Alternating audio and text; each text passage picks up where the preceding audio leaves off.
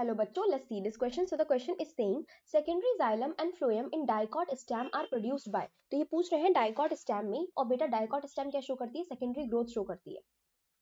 dicot stem की बात कर रहे हैं, तो इसमें ड्यूरिंग सेकेंडरी ग्रोथ बनते हैं सेकेंडरी xylem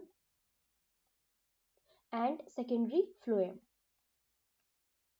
तो ये बनते कैसे हैं? तो बेटा होता क्या है, डाइकॉट स्टेम में जो वैस्कुलर बंडल पाए जाते हैं वो होते हैं open vascular bundle. Open vascular bundle का मतलब होता है कि वैस्कुलर बंडल्स में क्या पाई जाएगा, जाइलम एंड फ्लोएम के बीच में कैम्बियम प्रेजेंट होगी. तो इस कैम्बियम को हम लोग बोलते हैं इंट्राफेसिकुलर कैम्बियम. इंट्राफेसिकुलर कैम्बियम कहलाती है ये. ठीक है, और ये किसके बीच में पाई जाती है? फ्लोएम एंड जाइलम के बीच में पाई जाती है. ठीक है बेटा, क्या है? Intrafascicular cambium. ये भी हमारी क्या होगी? इंट्राफेसिकुलर कैम्बियम होगी. और इन दो वैस्कुलर बंडल्स के बीच में सेल्स पाई जाती हैं, पैरेन्काइमेटस सेल्स होती हैं, elongated. These cells are called medullary rays. medullary rays. तो बेटा ये medullary rays जो है आगे जाके डी डिफरेंशिएट होकर बनाती हैं इंटरफेसिकुलर कैम्बियम. Interfascicular cambium.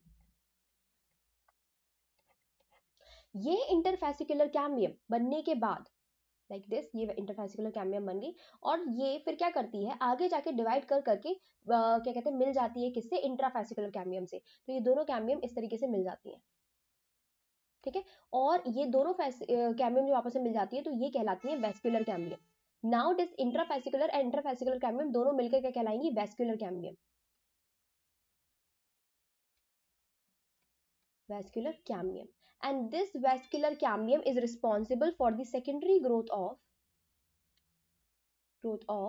नीचे की तरफ जाइलम, ऊपर की तरफ फ्लोएम. यानी कि ये सेकेंडरी ग्रोथ करवाती है जाइलम एंड फ्लोएम की, और बनाती है secondary xylem and secondary phloem. ठीक है बेटा, सो हमारा राइट आंसर क्या हो जाएगा? B, vascular cambium. फैलोजन नहीं होगा बेटा. फैलोजन जो होता है ये खुद बनता है किससे? कॉर्टेक्स से बनता है. ठीक है, सेकेंडरी मेरिस्टेम से बनता है, और ये बेसिकली बनाता है सेकेंडरी प्रोटेक्टिव टिश्यू. क्या बनाता है बेटा? ये सेकेंडरी प्रोटेक्टिव टिश्यू बनाता है, लाइक फैलम एंड फैलोडर. ओके, सो ये नहीं होगा. एपिकल मेरिस्टेम जो है बेटा रिस्पॉन्सिबल होती है हाइट के लिए, इंक्रीज इन हाइट, और ये हमारा क्या हो जाएगा? प्राइमरी ग्रोथ हो जाएगी. तो ये भी नहीं होगा. एक्सिलरी मेरिस्टेम बेटा क्या करवाती है? शूट ब्रांचेस बनवाती है, ब्रांचेस बनवाती है. तो ये भी हमारी किसके लिए रिस्पॉन्सिबल है? For primary growth. तो ये सेकेंडरी ग्रोथ के लिए रिस्पॉन्सिबल नहीं है, तो ये भी गलत हो जाएगा. The right answer is B, vascular cambium. I hope आपको समझ में आया होगा. Best of luck.